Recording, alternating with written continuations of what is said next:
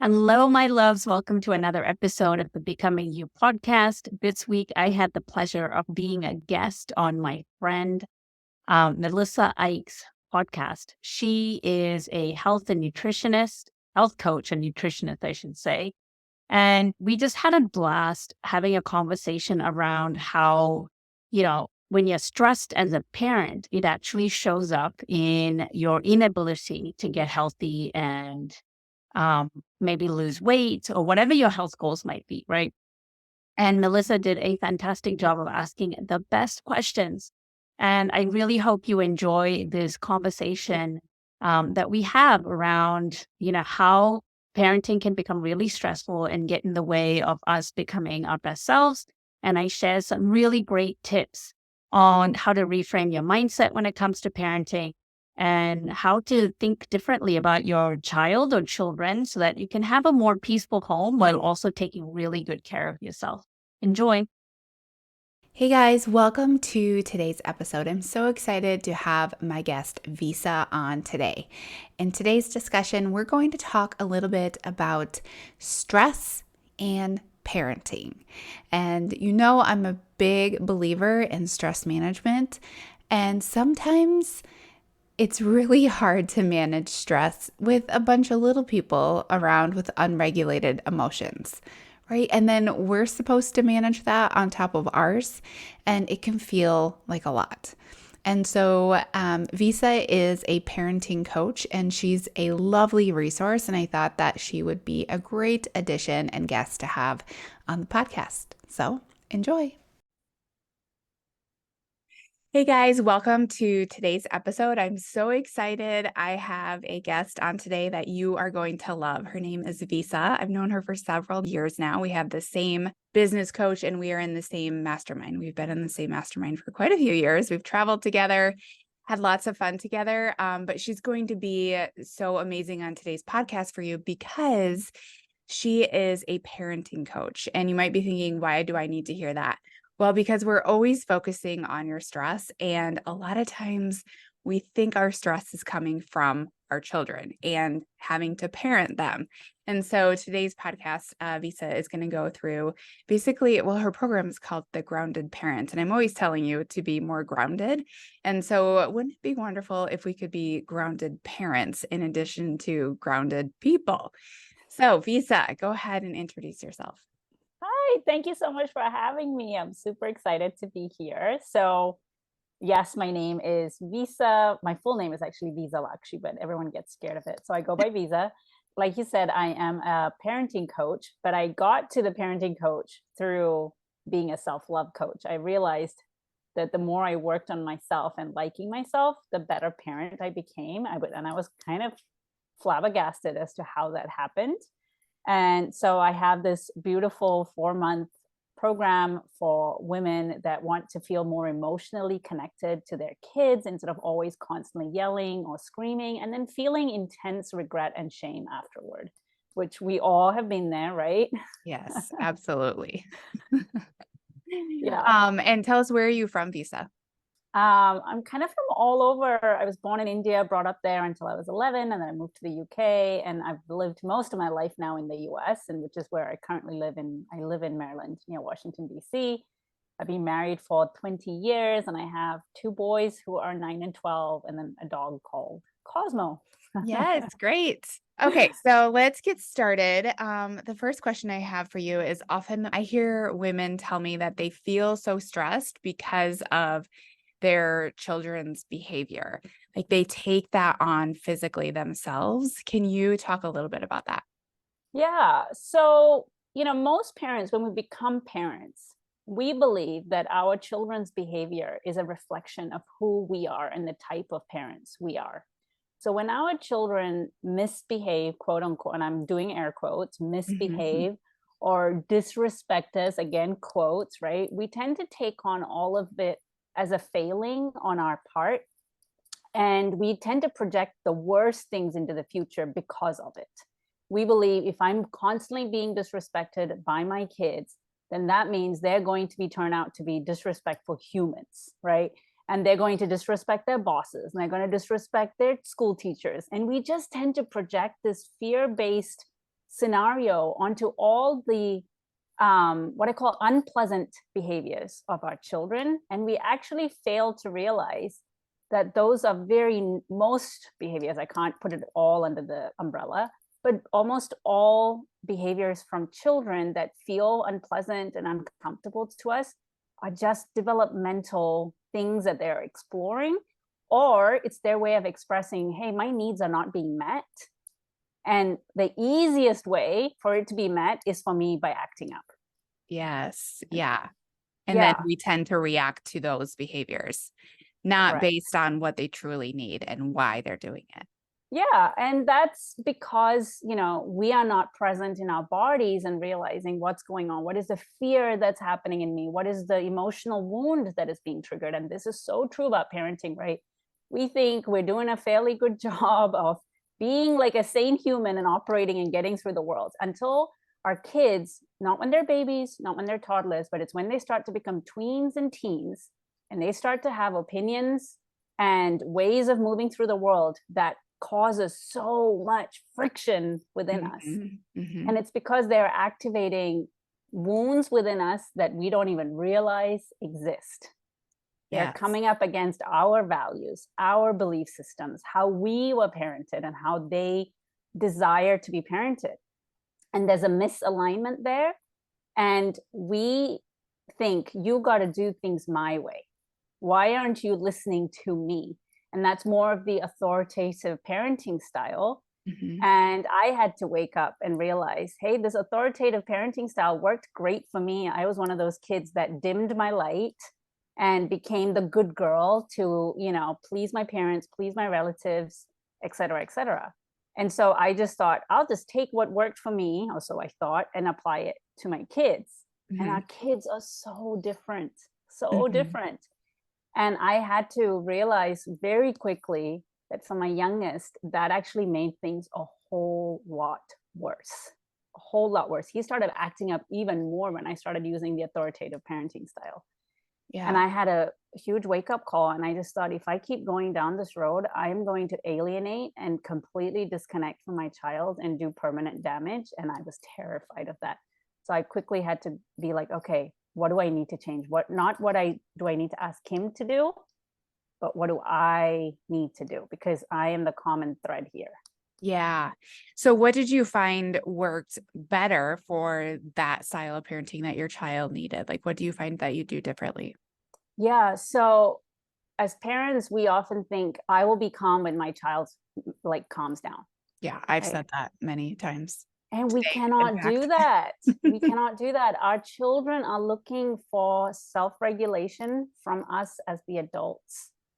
So I had to dig really deep to find out and learn, how do I emotionally regulate myself when my kid is absolutely being, we want to use French words, but they're just being like awful kids, not what we need. Yeah. Just awful, terrible. They're saying terrible things. They're doing terrible things. Yeah. And, we often go down to their level. I am currently in a parenting program myself because, all coaches have coaches. Mm-hmm. And one of the things that this beautiful saying that they use, which articulates what I already knew deep down, is that you cannot be a thermometer. You got to be a thermostat to your kids. Yeah. Right. Being a thermometer means, oh, you're getting worked up. Let me raise my voice and I'm going to meet you where you're at. Right. Yes. But thermostat is being like, oh, you are getting really hot-headed and boiling over right now. I'm just going to read the room.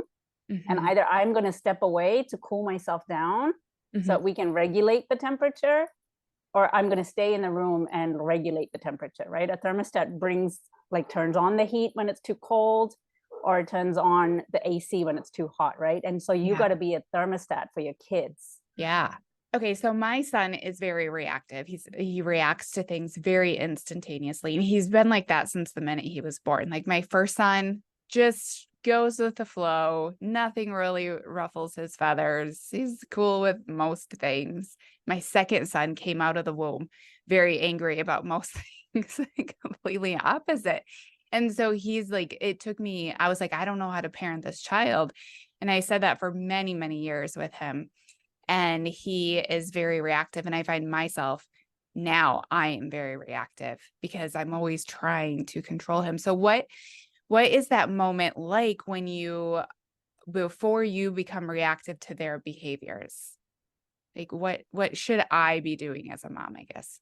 So number one is take your own temperature and notice like what's coming up for you. This takes practice, by the way. So if you're listening to this and taking notes and being like, it can feel overwhelming to do this, but just start with step one, which is, how do I feel as my child is yelling at me, right? And I don't just mean about the thoughts, which is, I just want to shut it down. He cannot be yelling at me like that. Those thoughts are normal. Don't try to stop those thoughts. That's exhausting. What you Yes. want to And I notice think that's is, something that I do is I'm like, this is wrong. This is wrong. Cause I have all these thoughts. Cause I'm like, God, shut up. yeah, Yeah. yeah. As Yeah. humans, that's normal survival instinct. When someone's yelling at us, that feels like a threat to our survival on some level.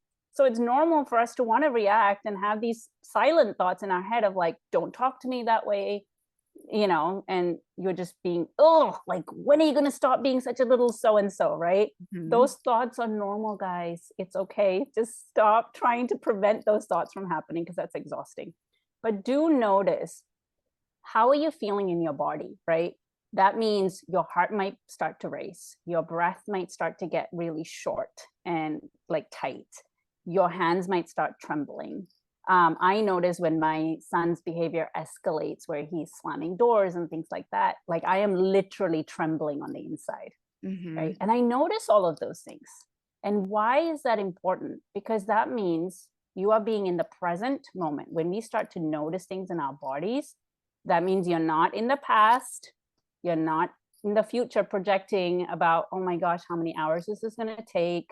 Here we go again. The cycle is never going to end. We have all of these really unproductive thoughts.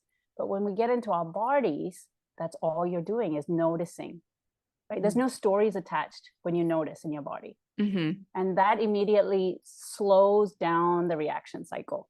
Yes. When we go into our stories is when we we make snap judgments that are not great. We go into judgment mode instead of observing mode. Yes. Yeah, I do that. Yeah. So this is why, I always try to get into my body and be like, and kind of almost disconnect and tune out to what's happening, because you have to do that to get into your body. And then I deliberately try to slow down my breath. Right. I deliberately start to notice my feet and spread my toes so that I can stand a little stronger. Right. And then I imagine like my spine being like a rod and being strong. Right. Those are the three things that make me feel grounded. So you really have to notice what helps you move into feeling more safe and grounded in your body. Yeah. Right. And that might be noticing that your legs are strong. Right. And as I breathe, I tell myself, you're safe, you're safe, you're safe. And that immediately then puts distance between the meltdown that's happening and what it all means about me, right? Because we start to make it what it means about dinner and, like all the things that are going to go wrong for the rest of the evening. Yes, absolutely. Yeah. I also noticed that something that I hear often, and I notice myself doing too, is that, and this goes back to kind of the reaction, but I've noticed it too in clients with older children, is that they take on the emotions of their child and they think that they have to in order to be a good mom. Like even with almost adult children, like feeling like I have to, the phrase of getting in the pool with somebody, like they're in the pool of emotion and they're feeling like sadness or fear or whatever. And then getting in the pool with them and thinking that that is what you have to do to help them. I have to feel their misery along with them. Can you talk about that a little bit?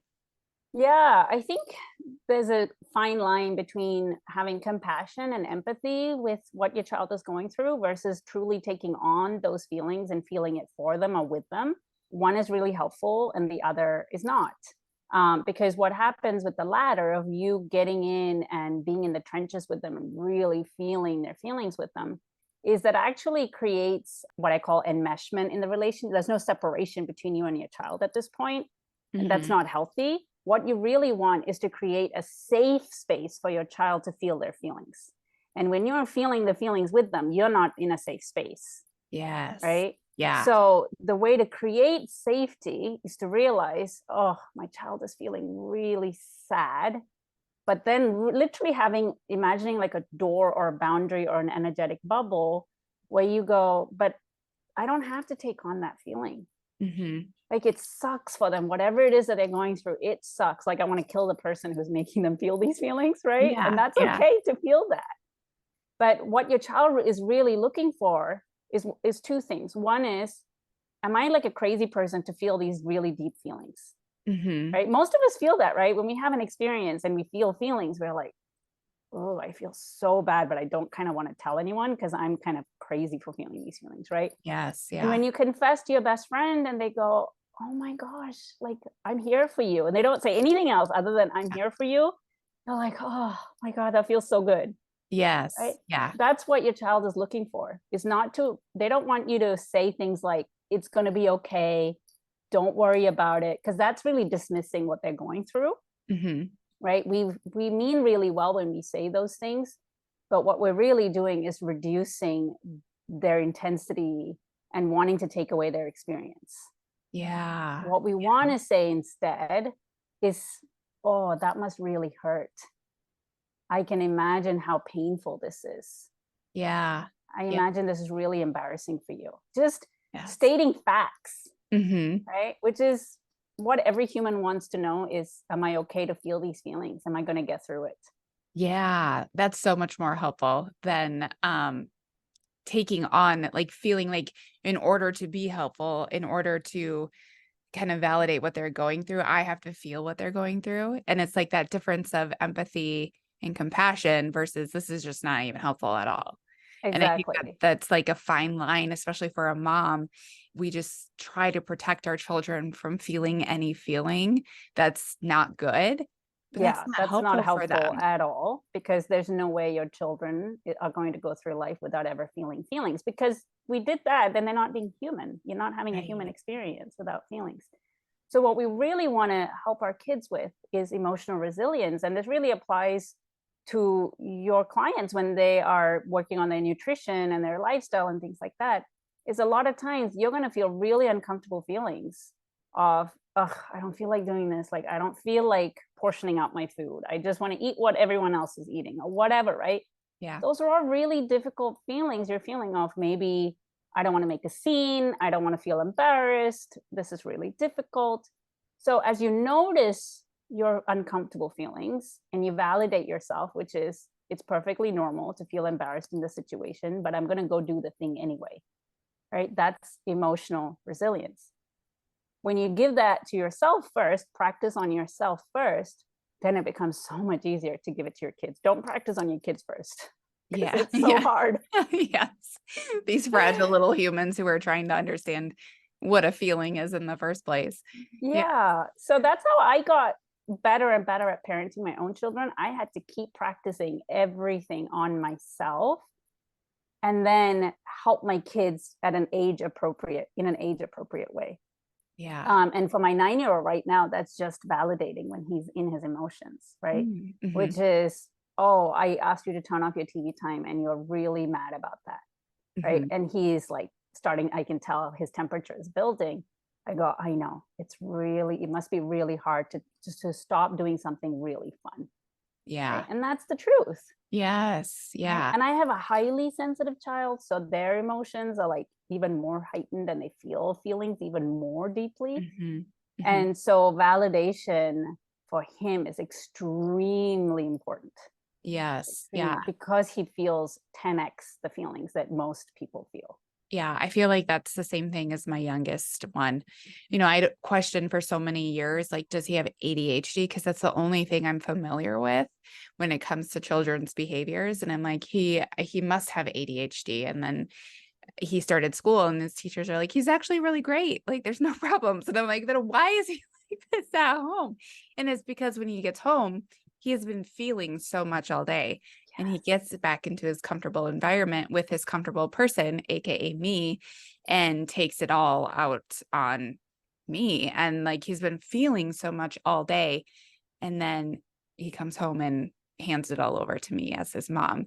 And for me, I'm also pretty sensitive to others. And so it feels really heavy when he hands that all over to me. So my self-care is so important. And that looks like, it sounds selfish, but it looks like being away from him and having structured time away from him, knowing that I get to have a break and have just me time. And this goes with all humans in my life. I need breaks from all the humans, not just him, but especially him. And so that goes to like how important self-care is as a mother. Can you talk about that too? Oh, 100%.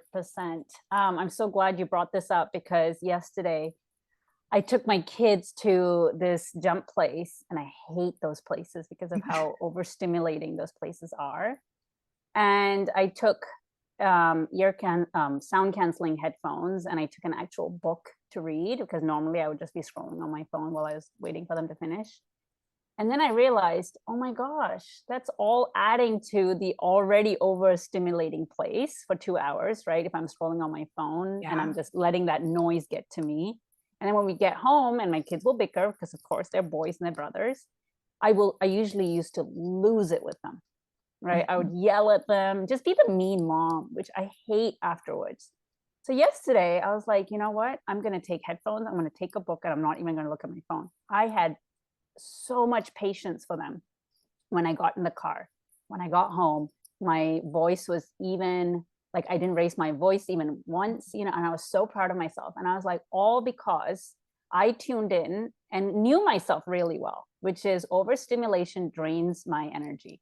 Yeah. Right? And that's just a fact. It's not a strength or a weakness. It's just how we operate. We all have ways we tick, right? Things that bring us energy versus things that deplete our energy. And you got to know what those things are for you. Right. And anytime you're going to be forced to be in an environment that depletes your energy. So for you and me, that's being around a ton of people, ton of lights, ton of noises. You got to know, one, how do I not prevent it, but maybe like decrease it to some level, which for me was realizing don't be on your phone, like dampen out the noise. And then coming home and maybe just doing like 5-minute meditation. Yeah. Right. Take care of myself and center, and then I can get back to my children. And so this is why self-care is so important, because most women believe self-care is selfish, because that means I'm taking time away from my kids. I'm not giving more of me to them.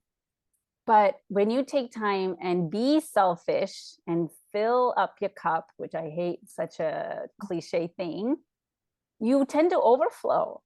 Yeah. Right. And how beautiful that we can demonstrate to your daughters and your sons what self-care looks like, because you don't want them to be grown adults.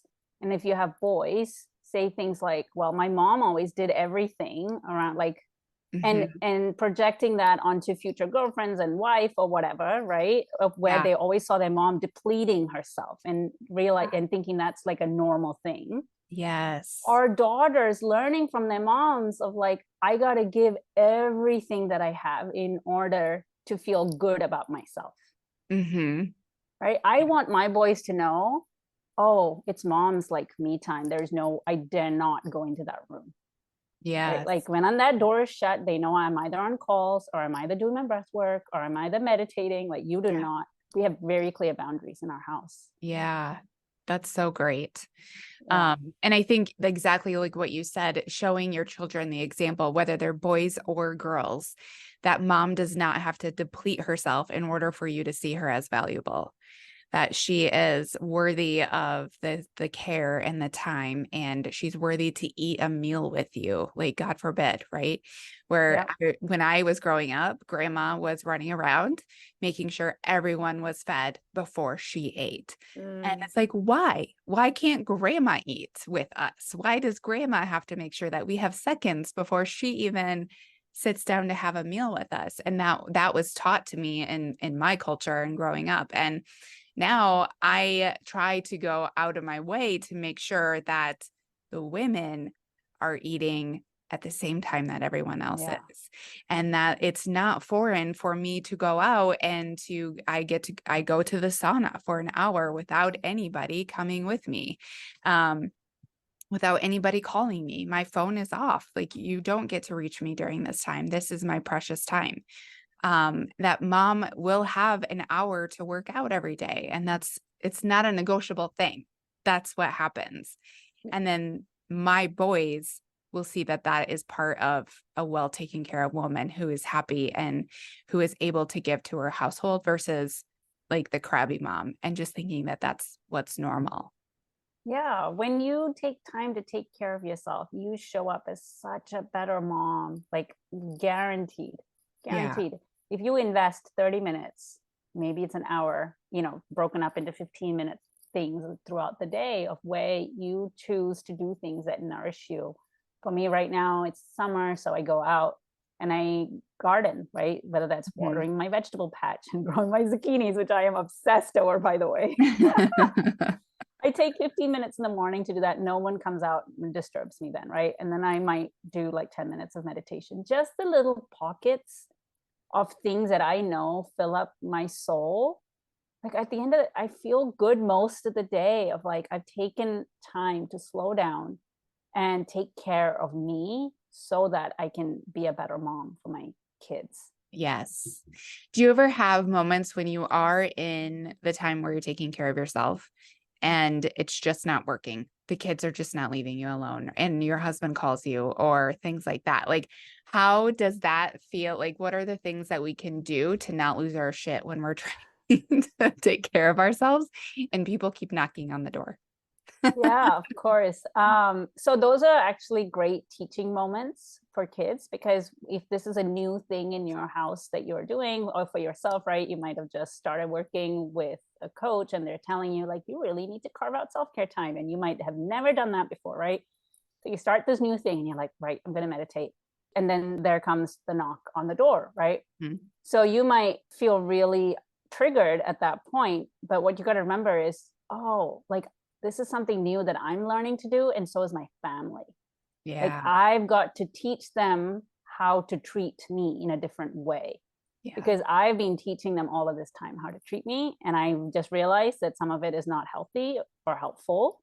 So now I'm going to have to train my family. Don't expect them to be mind readers. And it takes many repetitions to teach people a new way of doing things and just know that no one likes change. So of course your kids are not going to be all happy about it. Yay, mom's meditate. No. Yes, exactly. But it's a great opportunity to say, hey, mom's trying something new. And oftentimes kids don't know, they assume mom's going to be gone forever. So maybe depending on the age of your child, set a timer and be like, give me 15 minutes so that they know how long is left. Right? Timers work great around my house because they don't know how much 10 minutes is. Honestly, kids have no idea of time. No idea, no concept of time. Yeah. Adults run our whole lives through time. Kids don't care about time. Yes. My little one really struggles with time. And I always think you're 7. You should know that by now. And he still doesn't. I will say 5 minutes and he's like, thinks it's the end of the world if he has to wait 5 minutes. But also like, this is part of my fault. I say 5 minutes and it's probably going to be 15. So he probably does perceive time really inaccurately because of me, because I'm just trying to like get another, like a little extra time out of him. And so, yeah, timers would be a really good idea too.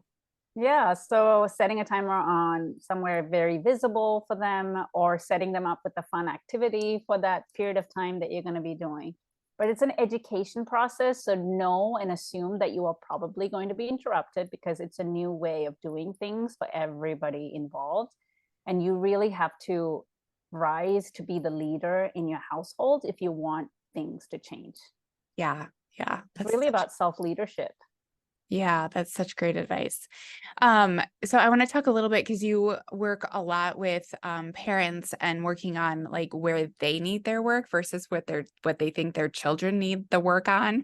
Because we always project it onto the children, like the child is the problem, when actually like we have the things that we need to work on first. Can you talk a little bit about that?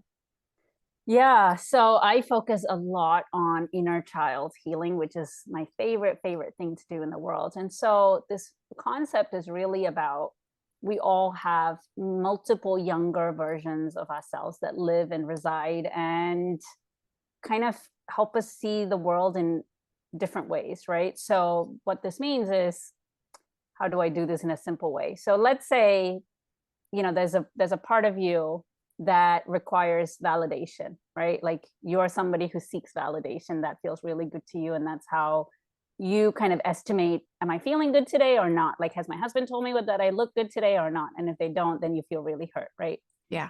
And that's because at some point in your life, you learned that the only way that I will feel pretty is when someone outside of me tells me that I look pretty. That's an emotional wound that was caused at some point, right? Because there might have been an incident where you wore a dress or an outfit or whatever that you thought looked beautiful when you were 7, and you came out and somebody that you loved and craved attention from made an offhand comment. But on the inside, that 7-year-old self thought, oh my gosh, you're making fun of what I'm wearing. Or maybe they made a direct comment that deeply hurt you. Right? And that might have been one small moment in time that you formed the connection. Oh, it doesn't matter what I think, whether I feel pretty or not. It has to be validated by somebody else. You didn't do it on a conscious level. It was just an invisible contract that was formed. And over time, that belief will compound because you will now start to go into the world looking for evidence to confirm that belief, because now you form that belief, right? And we will fight to our death to collect evidence to strengthen any belief that we have, whether it's unhelpful or helpful. So now your husband doesn't pay you attention. Guess what? That 7-year-old little one is actually the one reacting and picking a fight for no reason with your hubby. Sure. So the same things happen in parental relationships, right? If your child is super outspoken, but you grew up with the belief that it's not safe to speak your truth, then your child is going to trigger the heck out of you every time they rebel and they challenge you. Right? It's not the adult you that's reacting to them at that time. It's that 9-year-old you, or 7-year-old you, or 5-year-old you that was told again and again, hush, you're too loud. Yeah. Who do you think you are? Yeah. It's that hurt little child that's now acting out as the adult. So in order to be a more gentle, grounded, conscious parent, it's not about just simply using willpower to stay calm. That's why willpower does not work. It's really about doing the inner work of healing that emotional wound that your younger self has felt so many times. It's about cracking down those walls and helping him or her feel safe and loved and accepted for exactly who she is. Yes. So it comes back to you as a child, not having a child argument with your child. Correct. Correct. That's beautifully put. Yes, when you are arguing with your child, you are reacting from your childlike self and not your adult self. Yes, that's so interesting. Yeah. I will now be paying a lot more attention to how I respond. And I would say I respond to my 2 different children very differently too. Yeah. And I can see how a different part of me growing up responds to this child this way and this child that way, based on how I guess how I grew up. Because my oldest son, the one that is easy and goes with the flow, is exactly how I was. I can look at him and I know what he's feeling. I just, I feel like he's just a replication of me, just, 24 years younger and a male. And so whenever he's going through things, it's I feel it all over again. I know exactly what he's feeling because I felt that way growing up. And so, yes, I definitely now I see myself parenting him in that way. Oh, don't do this because that's how I felt. And I don't want you to feel that way. Lately it's really been around moving your body more, moving your body purposely. And it's funny now because I hated working out when I was younger. I hated sports. I hated moving my body because I was so insecure in it. I just wanted to hide. And now I see him doing that. And now I'm always pushing him. I'm okay, let's go work out today. Where's the weights? What time are you working out? Because I'm I don't want him to grow up so insecure in his body and have to wait until he's 30 to find that. And I find myself pushing that off on him, and he's still not receptive to wanting to move his body. This could totally turn into a coaching session, but I won't go there.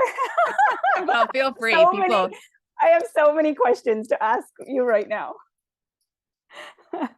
But as parents, I think we're often so quick to think, oh, I went through this. I don't want you to have the same difficult experiences that I had. And this is what I did to stop it finally. And I want you to go through the same thing. Yeah. And when I tend to have those thoughts and feelings, yes, I do them. But then I take a step back and I go, but they're not having the life that I had. Yeah. Like they don't have the parent that I had. Mm-hmm. Right. So is it fair of me to prescribe the same formula that worked for me that I think is going to work for them? It's not to say that, our ideas are not great and very useful and will be productive for them. But I always think it'll be much more productive if they can come to the same conclusion themselves rather than me selling it to them, because it's never works if we try to convince them of something. But if we can gently ask them the right questions so they can introspect and come to their own conclusion, it's slower process, but it sticks way more. Yeah. Cause me forcing it on him, it's not working so far. So Yeah. we're going to need a different approach. With my 12-year-old who's about to be 13, he is wanting to grow up way too fast. And, you just typical teenage things that you start noticing about your kids, just sneaking in stuff they're not supposed to, reading questionable material that they're not supposed to, things like that. And, if we tend to be like our parents and project the worst onto our kids, which is, oh my God, he's going down the wrong road and like cracking down on things really harshly, then it's going to tend to more scheming and hiding things, right? Because now they're being shamed and judged for just normal curiosity, Mm-hmm. right? These are just normal things that anybody would want to explore as a teenager. So yesterday I had to have a really uncomfortable conversation with my son and be like, hey, talk to me about these things that I, discovered in your room or whatever. Like, I know it's super embarrassing to talk to your mom about it, but it's about regulating my own voice and making sure that my face is like blank canvas, right? Because our facial expressions give away so much, even if our voices, we think we're doing a good job of keeping it controlled. Yeah. And it's embodying that non-judgment openness to our kids that makes them feel so safe. Right? And yesterday I kept making sure that my breath was regulated and I was not, I was projecting clean energy, which is, I'm not here to judge you. I'm not here to shame you. I am truly here to listen and learn about what are the questions you have, what are the things you want to explore, what are the things you're curious about, and letting you know this is normal. What you're feeling and questioning and wanting to learn more about is normal. And I'd rather you come to me so that I can give you educated answers than you learning it from source that God knows what they're going to teach you, right? Which is not a reflection of reality. Yeah. Yeah. And I think definitely letting them know that what they're doing, their behaviors are normal, can be so much more reassuring for them. Whereas like when I grew up, it was like, you're bad for being curious about these things or buying these things or, doing this or whatever. It was always, you're bad versus like, oh, you're actually just a developing human. And all of these things are so normal and you've done nothing wrong. But yes, opening up that communication to be like, but let's talk about it so that you get the accurate information here. Yeah. And it all goes back to feeling your feelings, right? And dealing with the discomfort of like, ugh, my kids are doing this. And when we are judging and shaming, we project that onto our kids take that on. And then that's what then leads to unhealthy coping mechanisms. Oh, yeah. Right. Things like what your clients come to you for, which is, I don't know how to control the amount of food that I'm eating. I cannot get my body to move. I body shame myself when I look at myself, right? Those are all coping mechanisms. Yeah.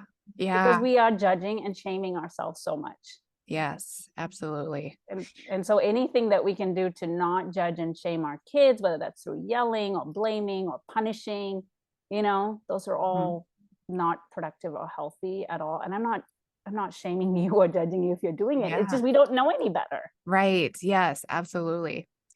A lot of when your child is, I'm thinking about like my youngest, when he's having like a fit, when he's throwing a tantrum, when he's being really angry about something, What is your favorite question once you yourself get calmed down and you want to like help them through it? What's your favorite question to ask them to help them bring awareness to what's going on in their body? That's a great question. So I think it really depends on the situation, but one of my most favorite questions is to first ask them, what were you feeling in that moment? Like, Mm-hmm. were you feeling angry? Were you feeling frustrated? Were you feeling sad, disappointed? So it's really to help them name their feelings so that they know there is a label to what I went through. It's not some Yeah. scary thing.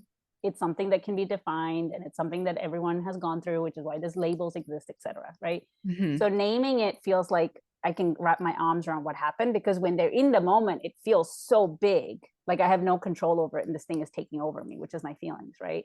Yeah. And so when we label it, it gives them a sense of control of like, oh, there's a name for it. Okay.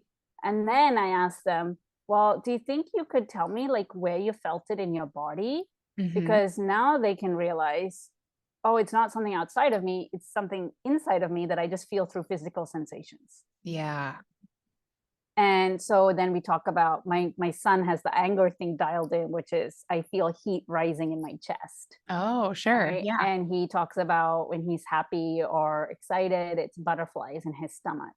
Yes. Right. And so Yeah. they really start to understand what feelings are, that they're just physical sensations in my body. And then eventually, with practice, they're going to get tools to tend to those funny feelings or those Mm-hmm. sensations that don't feel so Mm-hmm. good. But it really starts with connecting them that what you felt is a feeling, and there are names for these emotions, and there's a whole spectrum of it, and it's normal. We all feel Mm-hmm. it, and it Mm-hmm. lives in your body as physical sensations. And for you, this is what this emotion felt like in this moment. It might change, anger, depending on the situation, you can feel it in different ways. Yeah. Yeah. But That's a great way. I've done that with my youngest one when I myself can calm down. Is I'll sit down with him and I'll ask him, where do you feel it? One of the things that he said the other day is, we were getting ready to leave for vacation and he was just having lots of outbursts, not listening, just, being a lot for me. And, I finally just sat down with him and I was like, what are you feeling? And he started crying. He goes, I'm just so overwhelmed.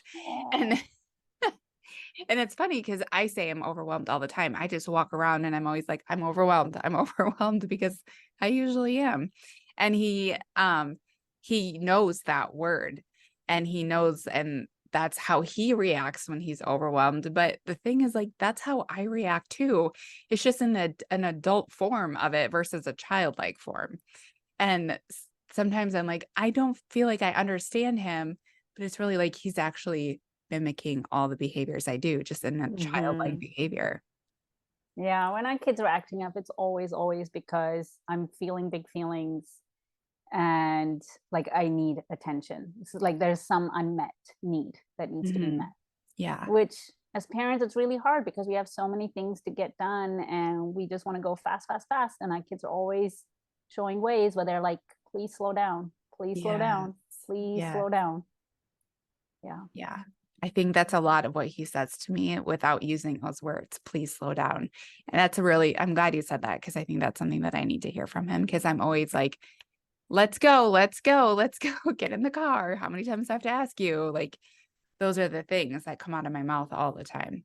Yeah. Highly sensitive children, they need, and there's an acceptance process that we go through, right? Of like, this is the child that I have, and I need to be the parent that my child requires, instead of the child being the child that the parent requires. Yeah. You have to be the parent that your child needs you to be, not the other way around. And Yes. so when I'm in a rush and I know that my son does not like to be rushed, now I have to set up systems so that Mhm. I don't rush him, Yes. which means having a 5 to 10 minute buffer time before we get ready for swim class, Sure. Yeah. not like cutting it close, right? And of course, life happens and Mhm. things pop up that we don't mean to. But just knowing that you have that system in place to catch you, right? So that Mhm. you're not always rushing your kid, because then you're not taking his or her needs into your world. Mhm. Just Yeah. saying you just got to do things my way, but Yeah. no, they're just different humans to you. And so, and as parents, we are literally their lifeline for survival. Yeah. Yeah. So when we don't meet their needs, or at least try to understand what their needs are, they feel threatened to their survival. Mm-hmm. And Yeah. that's why they have such big feelings. Yes. Which Yeah. is And then we just understandable. think they're a problem. Yes. Yeah. Yes. We really have to change our mindset and realize that our kids are not here to create problems for us. Our Yeah. kids want to please us. Every child wants to please so desperately. Mm-hmm. And we have to understand that and say, well, if my child's motivation is always to please, but they're not pleasing in this moment, Mm-hmm. what's going on? Yeah. That's such a good question to ask. I'm going to write that Yeah. on my fridge. So my And it's the husband same can see for it us too. adults, right? Like, we Yeah. want people to like us and please us. And if the most loved and cherished ones in our circle are not pleased with us, then we have to find out, like, hey, did I do something to upset you? Like, you don't seem the same. Like, what's going on? And we try to correct if we've done something to hurt that person, right? Yeah. Yeah. Yeah. Yeah. That's so true. That's great. Well, this was such a great conversation. It was lovely to have you on today. Tell everyone where they can find you. Yeah, so you can find me on TikTok. My handle is at Life Coach Visa. That's where I have the most fun. I also hang out on Instagram, also the same handle at Life Coach Visa. And I also offer free breathwork sessions, which we didn't touch on in this episode, but that's okay. It's one of my modalities that I use to help my clients feel more into their bodies and regulate their emotions. I offer 2 breathwork sessions live every single month virtually. So all of that stuff is available on my links in my social media handles. Yes. And I will say to everyone, I have done a workshop with Visa on breathwork, and it is next level breathwork. Like, it is amazing and restorative and beautiful. And yes, I loved the session I did with you. And I have sent clients to your free one too, and they always come back and are raving about your breathwork sessions. So I will link all of that info in the show notes today.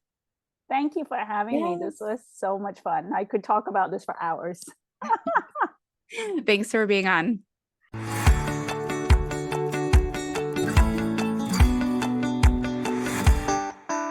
Thank you so much for listening to this episode of Mindfully Well with Mel. If you're ready to take practical steps to live a more mindful and healthy life, I encourage you to follow along on Instagram. You can find me at Melissa_Eich, where I share tips to help women just like you become healthier, lose unwanted weight, and feel well without the extremes and overwhelm. If this episode resonated with you, please leave a review on iTunes, which helps me to continue to create content you love. Finally, please note that the material in this episode is for educational purposes only and is not intended as a replacement for medical advice. Thanks for listening.